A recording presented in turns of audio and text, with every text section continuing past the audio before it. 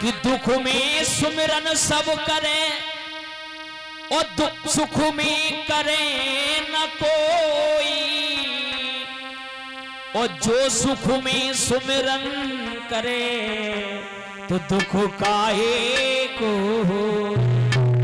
महाराज, जो लोग दुख में सुख में भगवान का नाम लेते हैं, भगवान का गुणान बात करते हैं, तो किसी के पास दुख आता ही नहीं है। दुख में सुमिरन सब करें, सुख में करे ना कोई, और जो सुख में सुमिरन करे तो दुख काहे को होई। और सुंदर भाव लिखा है कि ऐसी बानी बोलिए मन काया पाखोय, और न को शीतल करे आप शीतल हो। ऐसा बोलना चाहिए। मन में विचार करो, भगवान से प्रार्थना करो कि हमारे इस मुख से, इस वाणी से कभी ऐसा शब्द ना निकल जाए जो इंसान दुखी हो जाए।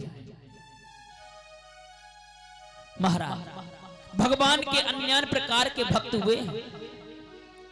भगवान श्री राम जी का एक ऐसा भक्त हुआ है, अभी तक आप लोगों ने कथा का श्रवण पान किया कि एक गुरु के द्वारा शिष्य को मोक्ष की प्राप्ति हुई, लेकिन अब हम कथा श्रवण पान करा रहे हैं, शिष्य के द्वारा गुरु को भगवान के दर्शन हुए। आप लोग मन में विचार कर रहे हो जो तो उल्टी रीत कहां से आई गई। परीक्षित महाराज ने हाथ जोड़ करके प्रश्न कर दिया, प्रभु ये कथा हमें विस्तार से श्रवण पान कराओ, ये हमें विस्तार से श्रवण पान कराओ कि एक शिष्य के द्वारा गुरु को भगवान के दर्शन हुए। सुखदेव भगवान कहने लगे, ही राजन परीक्षित, आप बिल्कुल चिंता मत करो, बिल्कुल चिंता मत करो, हम ये कथा आपको विस्तार से श्रवण पान कराएंगे। भगवान का एक भक्त हुआ है, एक भक्त था, बहुत मोटा ताजा था, सब कुछ बढ़िया था, लेकिन एक बहुत बड़ी कमी थी। परीक्षित महाराज, खाता बहुत था, पल पल पे कहता था कि दाने दाने पे लिखा है खाने वाले का नाम, दाने दाने पे लिखा है खाने वाले का नाम। तो घर वाले का तो दाने दाने पे का जेका बोरे बोरे पे लिखा है खाने वाले का नाम, क्योंकि वो इतना खाता था, जो खाने के लिए बैठ जाता था, एक तरफ उनका पूरा घर और एक तरफ अकेले। हाँ, बहुत खाता था। वो एक बात और बता दें, जिसका जितना खाता होगा उतना ही खाएगा, पेट की भार तो नहीं ले जाएगा। घर वाले बहुत परेशान हो गए।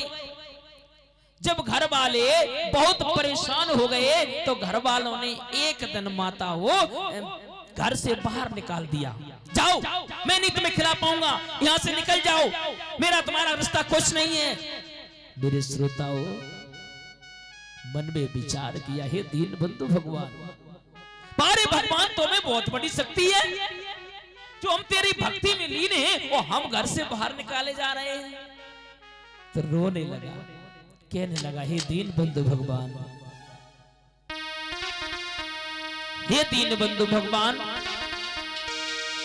कि क्या खबर थी हमें भक्ति करके, होता है कि क्या खबर थी हमें भक्ति करके, स्वामी दुख भी उठाना पड़ेगा।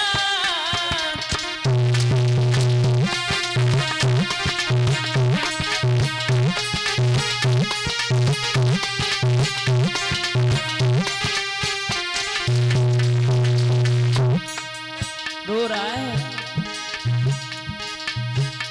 जा रहा हूं जुदा होके घर से, जा रहा हूं जुदा होके घर से, हर के चरणों में जाना पड़ेगा, जा रहा हूं जुदा होके घर से।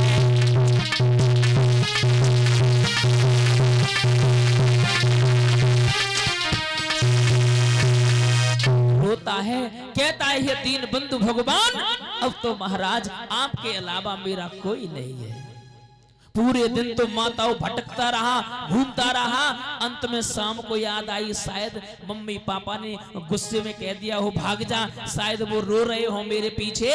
तो माताओं फिर घर लौट आया। घर वाले कह रहे तू फिर लौट आया? बोले मैंने सोचा कि शायद आप पश्चाताप कर रहे होंगे हमें भेज करके, इसलिए हम चले आए। बोले नहीं, कोई पश्चाताप नहीं, चले जाओ जाओ। मेरी कथा के प्रेमी सज्जनों, वो बेटा चला, परमपिता परमात्मा के चरणों में ध्यान किया, मन में विचार किया, अब मैं लौट करके घर नहीं आऊंगा। महाराज कहा भी जाता है कि कोई तन दुखी कोई मन दुखी, कोई धन बिन रहते उदास, थोड़े थोड़े सब दुखी वो सुखी राम को। महाराज वो भक्त चला, आगे देखा एक आश्रम रहे, आश्रम पर देखा गुरुजी रहे, वे मोटे ताजे रहे। मन में विचार किया कि गुरुजी बहुत खाते होंगे, चलो चेला बन जाओ। गुरुजी के पास बोले गुरुजी प्रणाम, बोले खुश रहो बच्चे, बोले गुरुजी अपना हमें शिष्य बना लो। और तब तक देखा गुरुजी के और शिष्य आ रहे, वो गुरुजी से भी मोटे ताजे रहे। चेला ने मन में विचार करो कि अब अच्छी दार ले जाऊं मैं। बोले कहे, बोले गुरुजी हमें शिष्य बना लो। बोले ठीक है, शिष्य बना लिया। बोले गुरुजी एक बहुत बड़ी कमी है हमारे अंदर। बोले क्यों? बोले ये बताओ घर में वो यहाँ पे कितनी पंगत लगती हैं? बोले लग जाती है 4-5। बोले प्रभु हम 4-5 पंगत में अगर हम बैठ जाएं तो कैसा रहेगा? बोले इतना खाता है? बोले सब प्रभु की कृपा है, सब प्रभु की कृपा है। बोले कोई बात नहीं, कोई बात नहीं, तुम खाते रहना, कोई कमी नहीं, भंडारे में बहुत है। बोले ठीक है।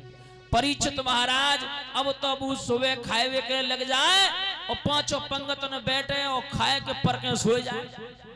धीरे धीरे समय व्यतीत होने के बाद माताओं एक दिन एकादशी पड़ गई।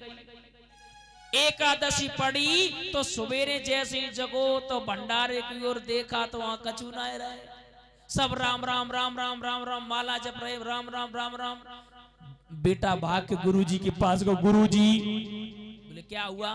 बोले मतलब रसोई घर में कुछ है ही नहीं। बोले बेटा हम तुम्हें बताने के लिए रह गए थे कि आज एकादशी है, एकादशी को व्रत है, व्रत में कुछ खाया नहीं जाता, व्रत रहा जाता है। जवाब दिया गुरुजी। बोले कहो। बोले अगर हमारी एकादशी मन गई तो द्वादशी मनवे वाली न है। बोले क्यों? बोले हम जीवित नहीं रह पाए। तो गुरुजी ने कही एक काम करो, हम सामग्री दे दें, तुम बना लोगे? जवाब दिया मरता क्या नहीं करता। हाँ मरता क्या नहीं करता, लाओ हम बना लेंगे। बोले बनाओ तो, लेकिन एक काम करना, एक बात याद रखना। बोले कौन सी? बोले जाओ नदी के किनारे बनाना और पहले भगवान को भोग लगाना, उसके बाद स्वयं ग्रहण करना। मेरी कथा के प्रेमी सज्जनों,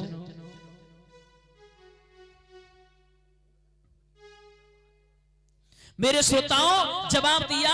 बोले कोई बात नहीं गुरुजी हम भोग लगा दिया करेंगे। मेरी कथा के प्रेमी सज्जनों सामग्री तो ले ली और सामग्री लेकर के भोजन को तैयार किया। उस बच्चे को इतना भोला भाला था, उसे ये पता नहीं था कि भगवान को भोग लगा दे वो खा जाएंगे, लेकिन नहीं, सामग्री बना ली और सामग्री बना करके बुलाने लगा। सब लोग बोले बना करके कि राजा और राम आइए और सीता राम आइए, अपने भोजन का भोग लगाइए।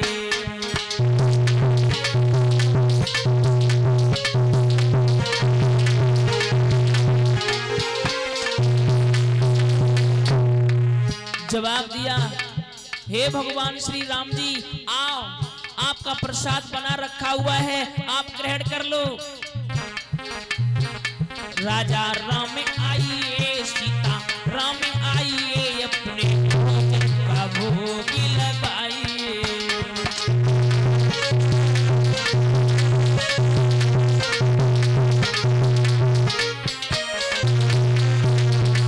महाराज जब भगवान तो बेचारो मन में विचार करने लगो, सुनो भगवान ने तुम क्या सोचत है, 56 भोग तैयार हो, बोल कुछ नहीं मिलने वाला। ए आचमनी अरधान आरती यहाँ यही है मेहमानी,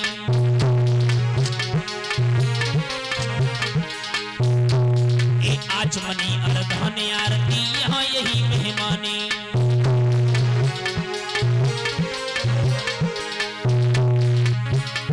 ए रूको सूको खा प्रेम से, ए रूको सूको खा प्रेम से, नदी को पानी राजा राम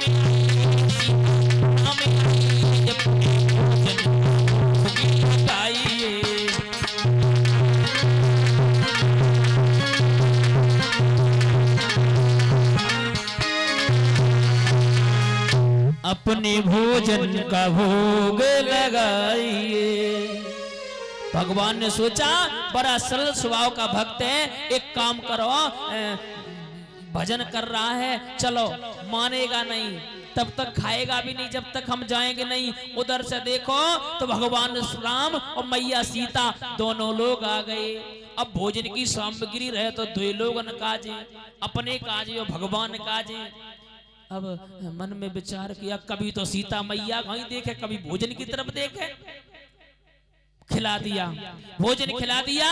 और फिर मन में विचार किया, चलो आधे पद्य तो फर गए, बाद में देख ही जाए। हाँ, दोबारा फिर क्या काम करो, दोबारा मतलब फिर सामग्री बनाई।